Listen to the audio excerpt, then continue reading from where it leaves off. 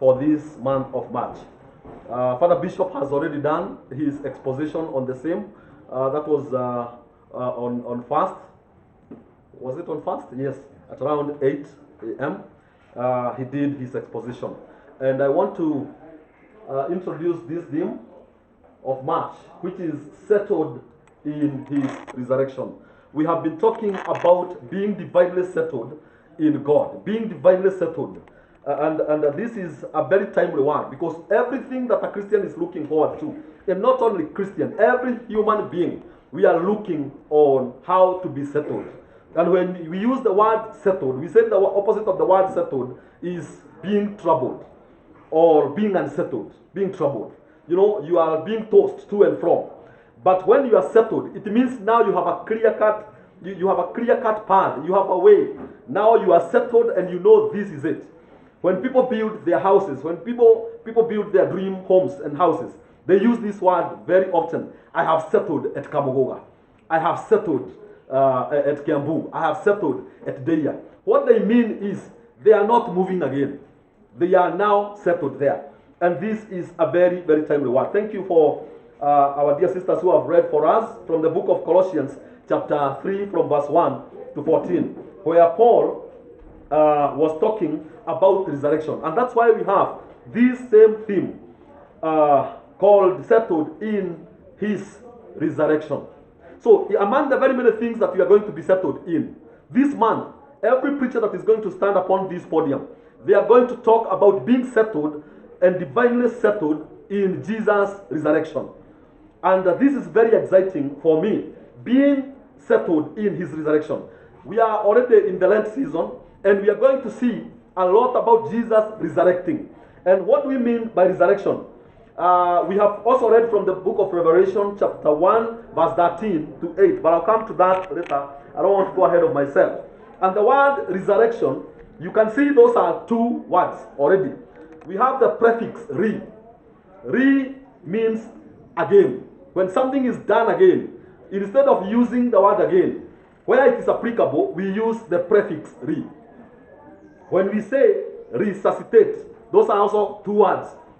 When we say reassure, it means you are being assured again. And when we are talking of resurrection, it means something is being done again. And the word, remove the word re, and we are left with surrection. The word surrection means rise again, resurgin in Latin. It means to rise again. The act of bringing something that had disappeared or added back into existence or use or back to life. Let me tell you this. We cannot talk of resurrection if there was no death. We cannot talk of resurrection or coming back to life or coming back to use or coming or reappearing. We cannot talk about all those things. Kama hakukua na kifo, if there was no death. So the only reason why we are talking about resurrection is because we had something that had died. And this is how we define death. Wakati tuliyoana, some of the vows that we took was that till death do us part. Mpaka kifo itutenganishe. So, what is death? We must ask ourselves, what is death? We say something is dead, number one, when it fails to function. If something fails to function, if these machines don't function, they qualify to be dead. They are already dead. That is the state.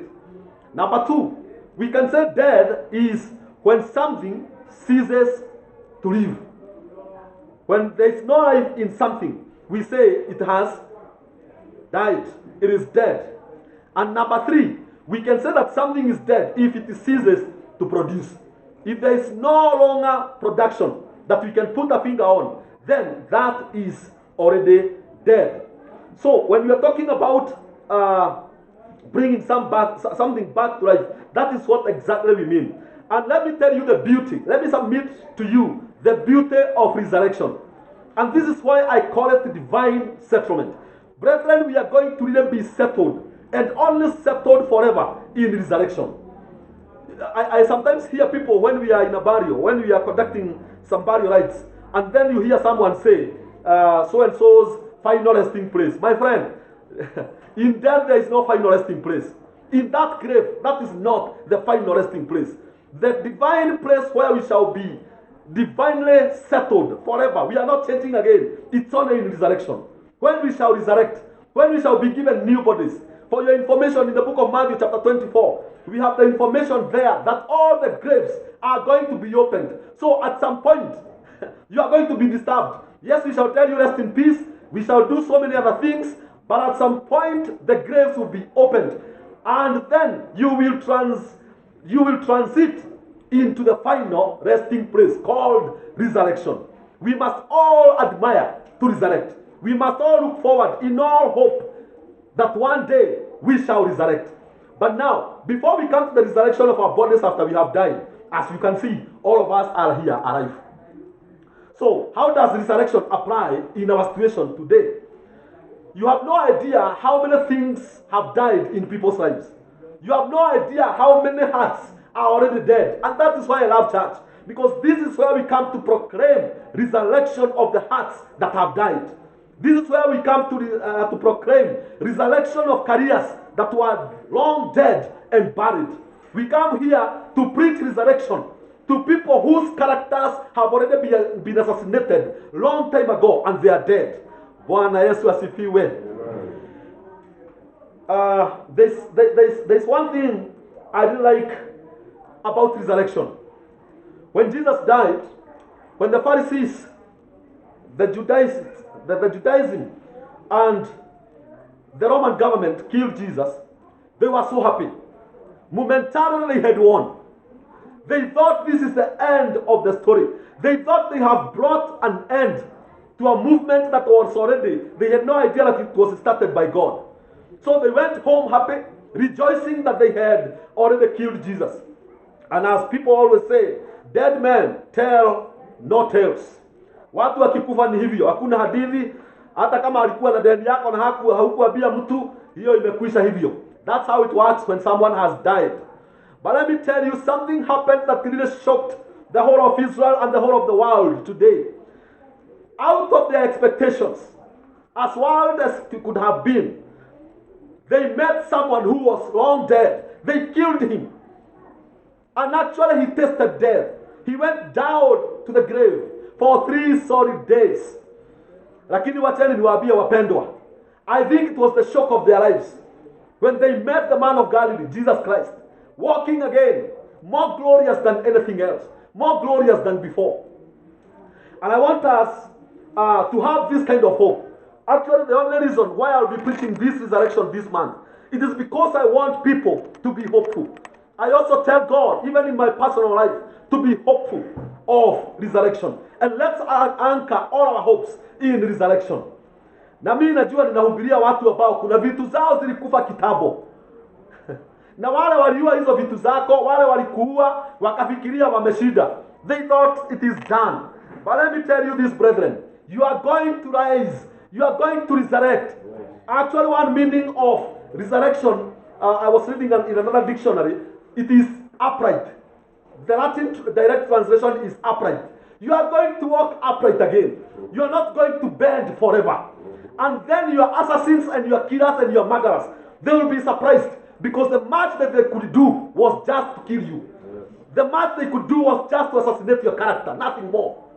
The only thing they could do is to kill the character of your children. They could not do anything beyond that. Even the devil himself, he doesn't know what happens after death. The much that he can do is kill you. And that is what Jesus told his disciples at some point. Do not fear the people that kill the body, and they can do nothing to the soul. That is what we have to believe in this morning. That our end is not in death. Yes, they may kill us, and yes, we may even die. And to shock you even more, we may even go to the grave. But just wait, watch this space. We are coming back better, greater, and more glorious.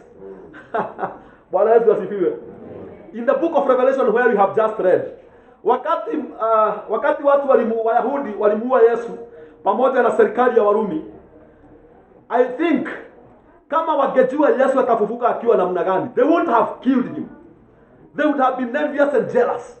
Wakati Yohana alimuona pale akiwa Patmos, because Yesu alimtokea pale, Akamwambia, listen here, John, I am here. I am the Alpha and the Omega, the beginning and the end. And look, I was dead, now I am alive. And I'll be alive forevermore. I hold the keys of death and the keys to the Hades, where the dead people go. My friend, not many people can talk like this. This is a preserve for Jesus only. It's only Jesus that can talk like this. That I was dead, I am alive. I'm the beginning, I'm the end. I have the gates of death and I will have the gates of Hades. My friend, if you have to fear anyone, it's only Jesus. Forget about Satan and his cohorts. They mean nothing to us. Bwana Yesu asifiwe. They mean nothing. They cannot talk like this. It's only Jesus that can talk like this. Wakati John aliona Yesu, how wonderful. Oh, I even thank God they killed Jesus. Where would he have gotten all the glory? The Bible says, akiangalia uso wake, aliona unang'ara kama jua. Uso uling'aa kama jua. In all its brightness. You can imagine. You cannot even look at the sun with your naked two eyes directly for even 2 seconds. It is too glorious. And that is how the face of Jesus Christ looked like. And then the picture that John is drawing for us of the risen Christ, Christ that is seated at the right hand of God the Father. His hair was like that fine fur of the sheep. Then his eyes were so bright. And his feet were like the feet of iron feet that was so strong. Huyu tu ndiye Yesu ambaye waliua wakamzika. Let me tell you, to anybody daktari who wants to kill you, let them go ahead. Let them go right ahead. This is Jega. Anybody that wants to come to kill anything called by your name, let them go right ahead.